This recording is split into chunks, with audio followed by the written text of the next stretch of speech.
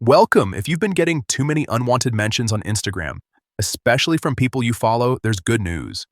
Instagram's latest update on the PC version makes it easier to control who can mention you. In this quick guide, I'll walk you through how to limit mentions so your notifications stay clean and relevant. First, open the Instagram app on your PC.